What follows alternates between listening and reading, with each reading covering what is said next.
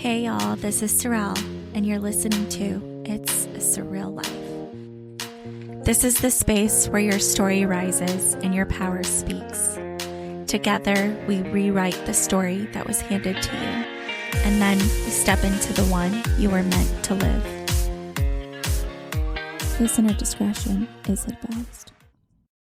Welcome to It's a Surreal Life and to a surreal reflection that I want to share. This is my first 2026 reflection, so I'm really excited to start it off on this topic. It is something that I have really been feeling into. I am very aware and awakened by this topic. I feel it, I see it, I hear it, and it's time we change it, we fix it. So the topic of reflection is I am advocating for our children. I am advocating for the innocent lives, the lives that did not ask to be here.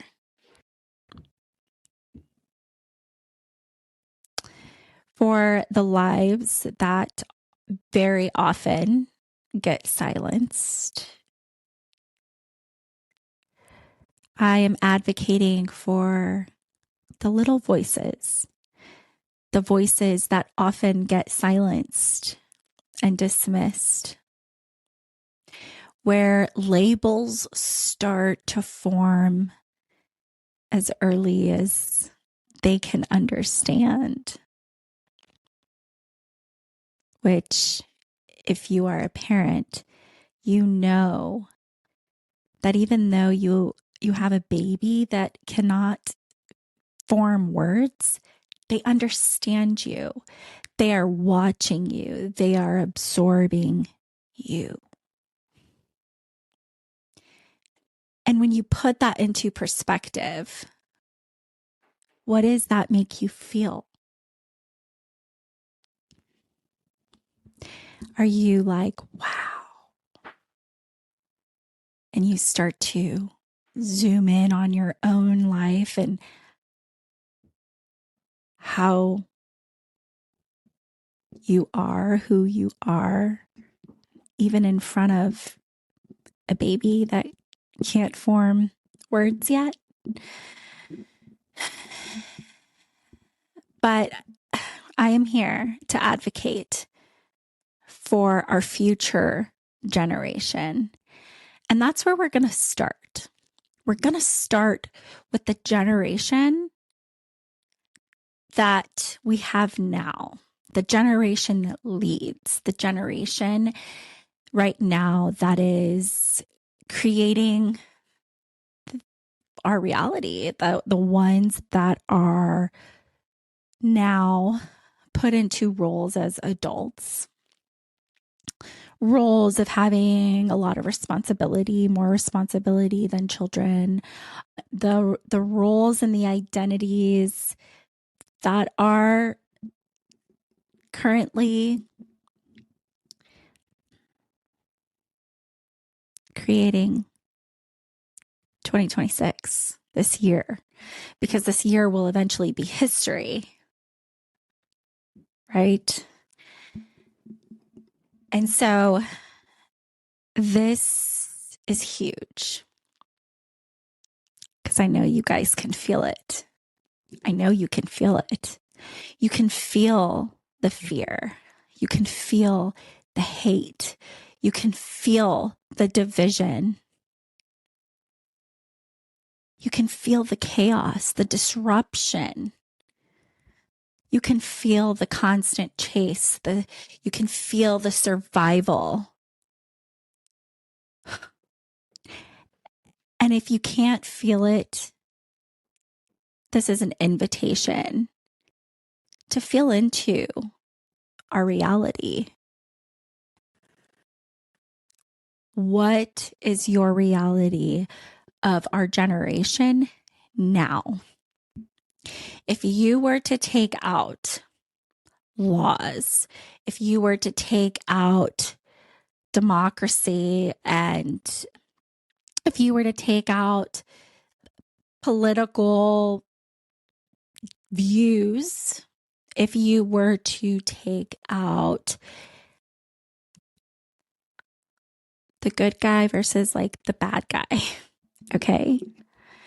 And I will hammer the nail in with this one. If you take out immigration and ICE, okay, because that seems to be like the main focal point of what I can feel when I'm out, right? And when I'm on social media, it's the fear of ICE, the fear of death, the fear of chaos, the fear of what's going to happen, the fear of, are my kids safe at school? So it's a lot. It really is. And when you feel it, you start to see like the bigger problem. You're able to go down to the root cause. Like, get down in there, the root cause. Because I promise you, it's deeper than just ICE and immigration. The battle that is being just thrown up all over the place. And I'll tell you my perspective and what I feel, because I can't even defend one or the other, because all I see are these humans, okay, that took on a role that they wanted to perform, okay, because each party is creating their reality. They are making the choices that is forming, okay, like they're producing this. This is the real life that we are, being sucked into. And yet those people are the ones making the choices. And so many of you are projecting, because they're leaking. They're leaking everywhere. They are so broken. They are suffering from traumatic episodes. Their nervous system is like blown up. It is red. It is screaming hazard, like danger, super danger. Okay. They're not breathing right now. They don't have a heart rate. They are living outside of their bodies, and they've given so much control to their brain. So their brain is doing so much that it was never meant to do. And they're leading through emotionality. Emotionality that is coming in and thinking that it needs to protect them. They're trying to find safety for the own choices that they're creating. Like, do you understand that? And when you see it, you're just like, they're just little children. They're all these inner childs that did not develop emotionally. And that is what we're seeing in this world today. Obviously, I get it. There are more things that don't involve the nervous system where choices are being made that are not good. They're bad. But I see our children having to witness this. They're going to grow up as adults and be like, yeah, this is the shit that I had to live through.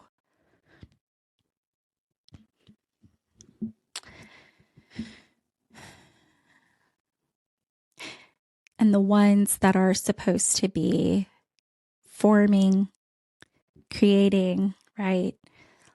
Building legacy, creating legacy, like life, having amazing life. Because the other thing is the contrast to that is available. We also have the choice to create the contrast of whatever's going on. But everyone is so disconnected. Like they don't even know how to fucking be human.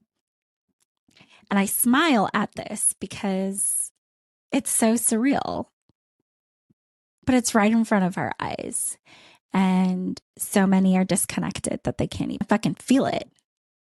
They can see it, but they don't know how to feel it because everyone's running away. Everyone's in survival. And so this is normal. This is normal for the body to feel this way, for the nervous system to be so dysregulated. So that is why I feel very strongly about this. And this is my 2026 Welcome, Sirel Rayburn, to your 2026 identity. This is what we're doing. I'm passionate about this. I am not afraid. My voice is just lit the fuck up. And that's how I know it's the right thing. Because I can tell you my contrast before that I would have had a panic attack just thinking about ever talking or doing something like this, let alone not be afraid to bring it into actual tangible awareness. Because there has to be a better way. And our children deserve a better way. Like, this is not working. We cannot continue like this. We can't. So how do we change it? Okay. This is actual physical change, not standing out on a corner with a picket sign with my own opinion. No, this is something that can tangibly be corrected, be changed, to grow, to be evolutionized, to create the opportunity for this.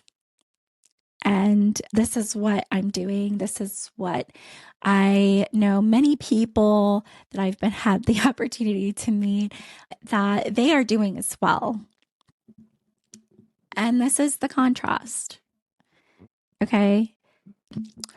So I recently attended a bond community meeting for my school district.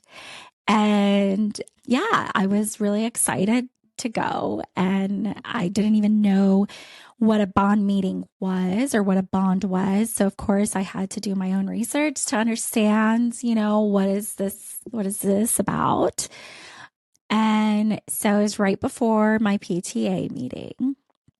And I went in there and I was, I think, the first one that had arrived. So I was able to shake everyone's hand and introduce myself and meet the superintendent. And they were amazing.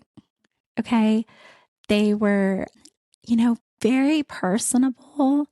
And I didn't feel any type of performance. So I was actually really surprised. I was like, oh, wow, this really feels good. And so we chatted a little bit, people started trickling in. So I got seated and the meeting started. And so this bond meeting essentially is a presentation to say, these are all the improvements and the developments and the upgrades that we want to do within our school district so that we can essentially, be prepared at all times and to keep up as things start to fall apart or create better safety measures, right? Things that are important. And so what this bond does, it's essentially a loan that gets paid back through people's property taxes. Presentation, it has to go through the ballot, to be voted on. And yeah, it was interesting to hear some of the things that they were wanting to incorporate, with this bond. And I don't think that there was anything that I heard where I was like, oh, okay, well, that's stupid. That's not necessary. Like everything that was mentioned, seriously, had a lot of value. It was, things such as, getting fences around the playgrounds, to keep things that don't belong inside and to keep what needs to stay inside, right? And I think that's great because you can only have so many eyes and ears. So I think even if you want to put that into nervous system, the teachers that are out there, it's going to allow them to alleviate some of,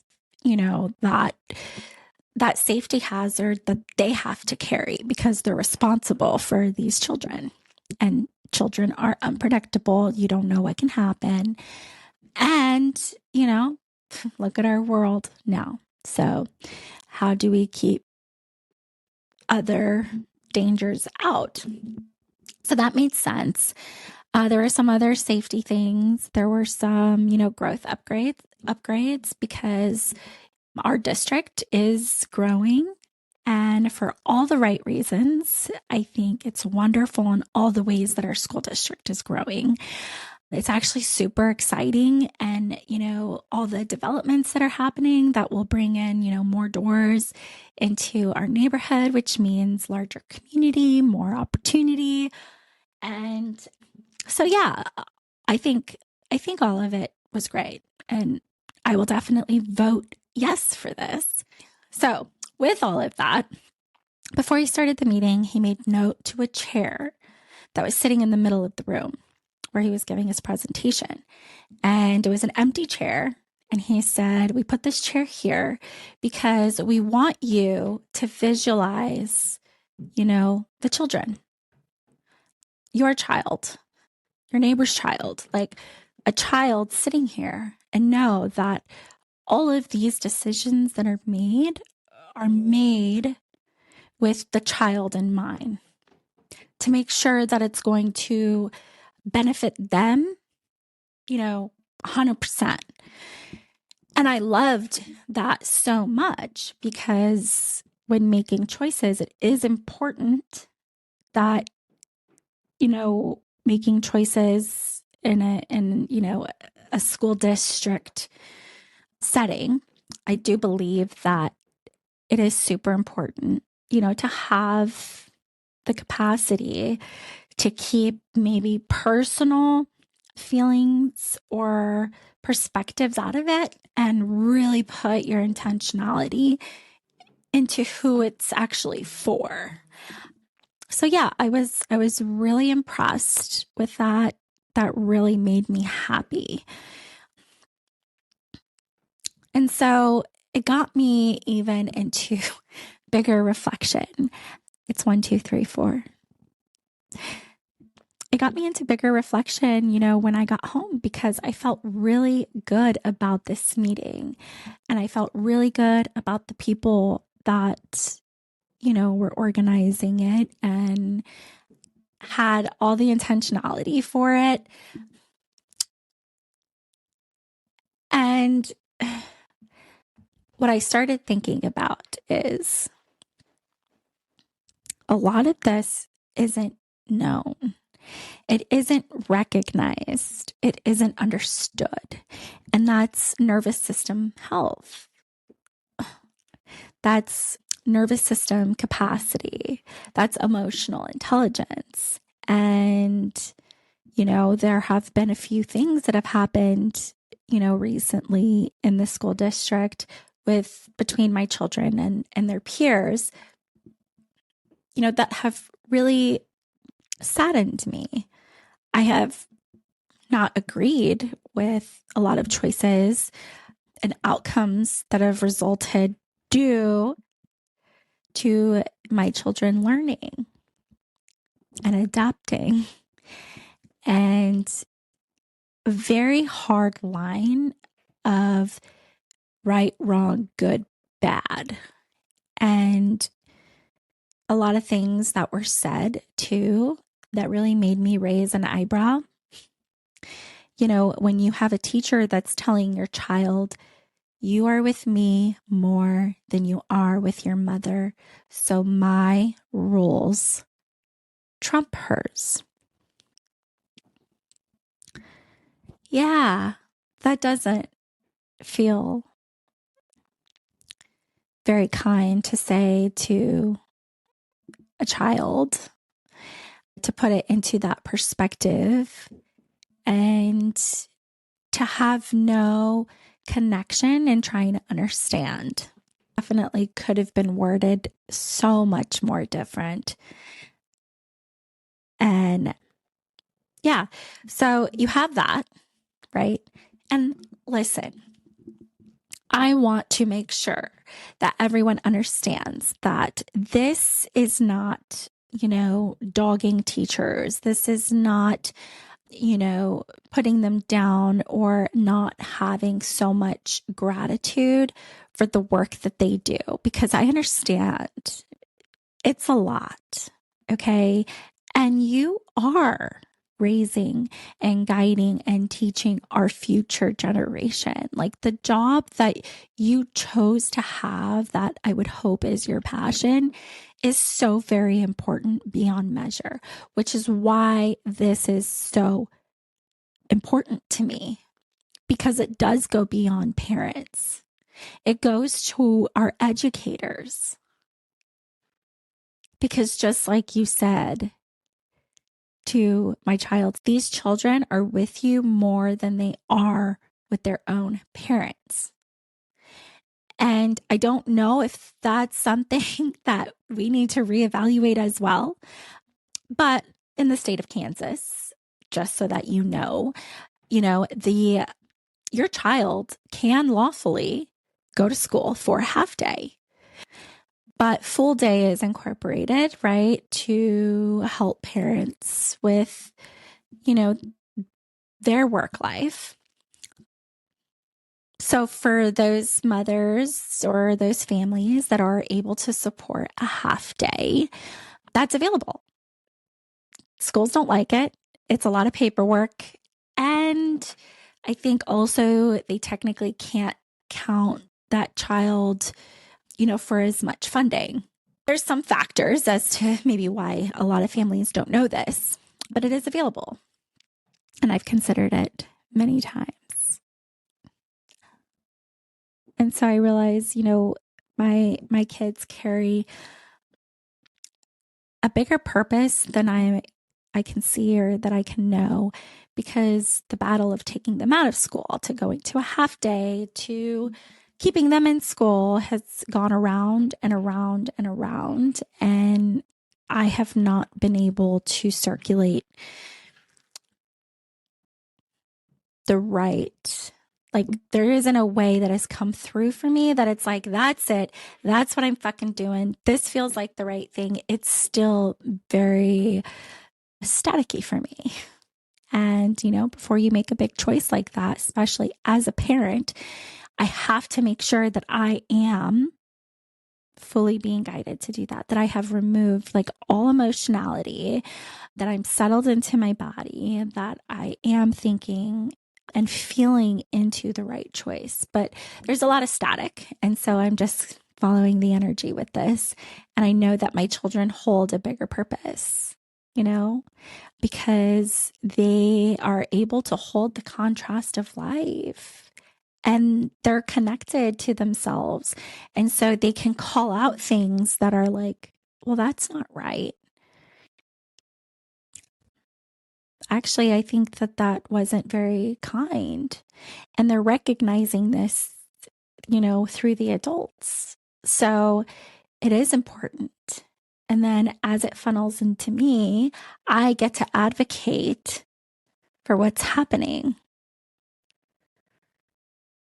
Like, this is what's happening. It is real. And when I was at that bond meeting, I did see the empty seat, but I did see children sitting in that chair. But you want to know what I saw? I saw a silent child. Because one, it was a child that was invisible. And two, our children are silenced. How many times are we going to our children and saying, hey, how do you feel about this? Like, I know a lot of times teachers move desks. Do you ever ask the child how they feel? Do you ask them like what that change has created for them? Or is it just, this is the way it is, this is what we do, this is what works, and then there's no regard for the child that it's happening to?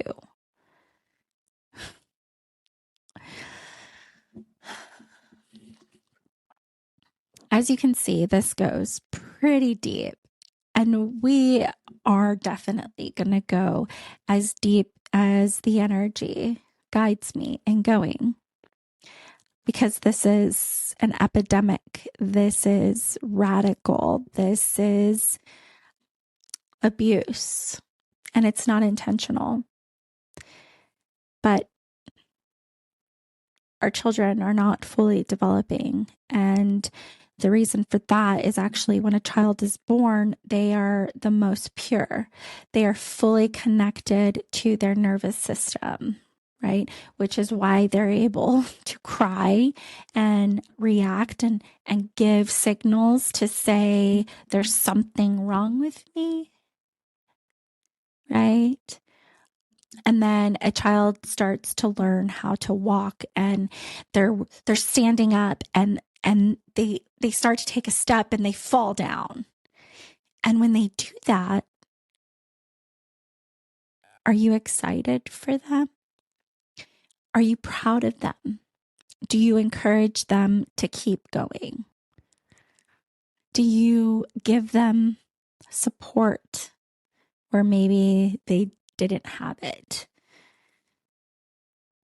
Did you give them some confirmation in saying, try this way?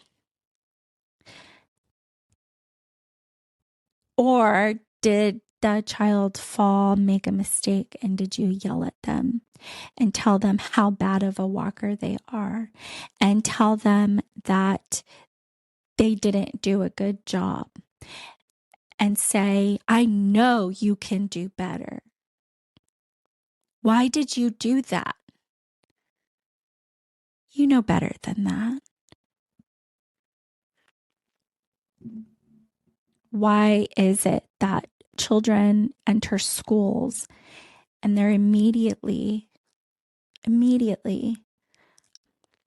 brought into a space that they have to regulate and learn into? But they go from having, more freedom to more rules, confinement, quiet, sit down, raise your hand. If you don't comply, you get in trouble. I'm the adult. I'm the superior. You will listen to what I say and not ask questions. You lied to me. How dare you?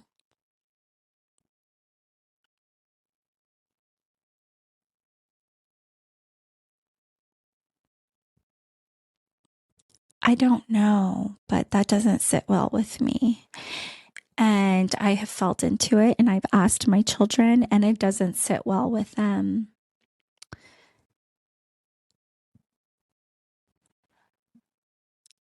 I just want you to know that technically a new teacher is a stranger. The child doesn't know you. So just because you're a teacher, they're supposed to trust you. I've had my middle schooler go in and meet new teachers, for a new grade and she has like 6, 7 different teachers. Do you guys know how overwhelming that is on a developing being? And then they're all different. Not only are they all different, but they all demand respect and this and that and da da da da da da da da da da da. I've asked her, how many times have you had a teacher that actually connects with you to build a relationship through the school year, to get to know who you are and how you learn and what your favorite things are? Build connection. How many of her teachers have done that? No. Lily, my daughter, my middle schooler, has had to take the time to learn these teachers to say, okay, I can't do this in this classroom. Okay, this teacher does this. Like, they're having to not only have all of this work crammed into their day so that they could take more home and slave their life away to education, when we all know that the best way of learning is through exploration and play and hands-on development. The older the kids get, the more controlled they become. And then you wonder why you have kids that are 14 years old drinking alcohol, overdosing from fentanyl, and killing themselves. But you don't think that the root cause goes deeper than just having substance abuse or a troubled child or a mentally ill or kid getting bullied? It goes way deeper than that. And it roots all to the nervous system. And our children's nervous system is getting fried the fuck up before they even get to high school. That is a problem. And no mask is going to save this. But I will tell you where we can change, where we can start to make strides into a better direction so that all of this chaos and hate and division and survival mode can come to an end. That is a choice that we get to make. The choices are in your hands, and our children depend on us to be their voice because their voice is silenced.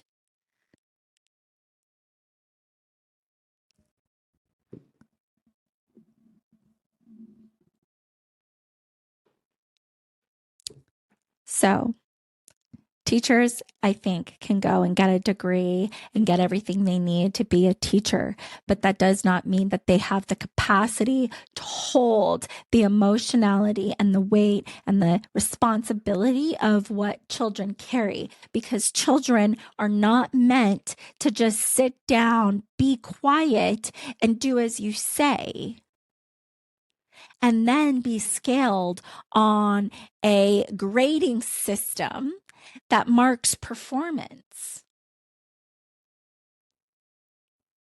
And how smart and how great they are. Nervous system health, emotional intelligence cannot be graded. It can only be felt.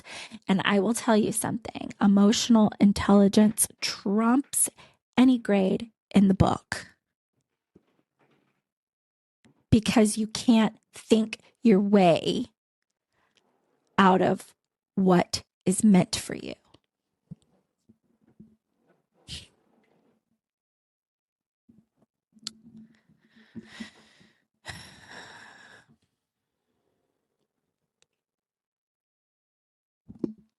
So it's time. It is time that we start bringing emotional well-being and that we start building nervous system education, because that's part of the anatomy. All right. It is part of the anatomy, and it should definitely have its own course and certification, and something that also allows these teachers to start tapping into their own nervous system because they are co-regulating with these students every day. Okay. Get away from all these rules. And like, my kids literally get strikes and tallies for every little fucking thing that they do wrong. Okay. My son was forgetting to put his name on his paper and he got a strike for it. And you're only allowed to get 3 strikes in his class for 5 days.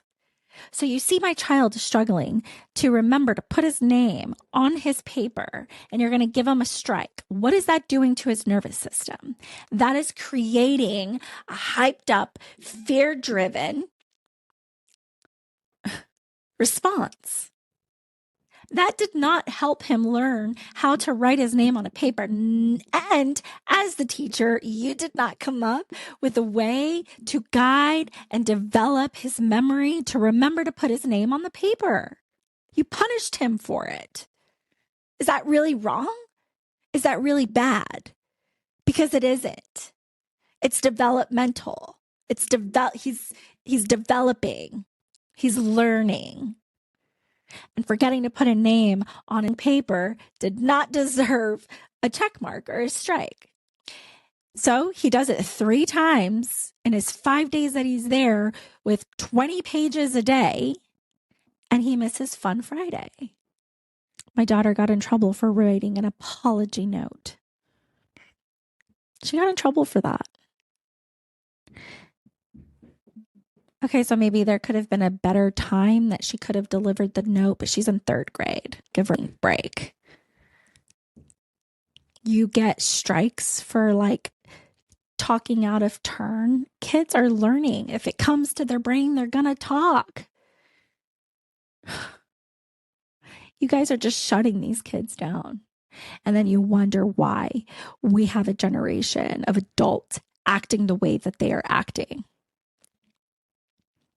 With anger, with survival, with emotionality, with survival, with haste, with chase. The things people will do. I'm going to continue sharing about this. And every time I will share a story about what has happened with my children in their schools. And then you tell me what you think, what you feel. How do we change this? And if you are in the education field, how can we support you? Right? Because this isn't just about just the children. I understand. But we have a way to educate these teachers, to create safety for the well-being of the child that is sitting in the chair. Okay? For the child that is sitting in the chair, these are the things that we can do and provide for our teachers so that they can have a regulated nervous system, so they can have capacity to hold, right? It's not just a building that needs structural foundation so that it doesn't blow away. You also need a structured individual that's going to be leading and guiding our children, our future generation, and being able to hold and support them and have the capacity and a regulated nervous system to be able to co-regulate with our children. Create stability, create emotional intelligence. Emotional intelligence should be on the ballot, and you should vote for it today.